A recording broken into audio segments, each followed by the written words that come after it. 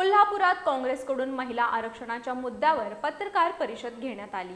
यावेळी आमदार विश्वजित कदम यांनी केंद्र सरकारवर टीका करत आरक्षण विधेयक मंजूर होऊनही त्याची अंमलबजावणी का होत नाही असा सवाल उपस्थित केला। कोल्हापूर इथल्या काँग्रेस कमिटी कार्यालयात सन्मान महिलांचा संकल्प काँग्रेसचा या घोषवाक्याखाली पत्रकार परिषद पार पडली। या पत्रकार परिषदेत आमदार विश्वजित कदम यांनी महिला आरक्षणासंदर्भात भूमिका स्पष्ट केली। काँग्रेस पक्ष नेहमीच महिला आरक्षणासाठी आग्रही राहिला असून आरक्षण विधेयक मंजूर झाल्यानंतरही केंद्र सरकारकडून अंमलबजावणीत होत असलेल्या विलंबावर त्यांनी प्रश्नचिन्ह उपस्थित केलं।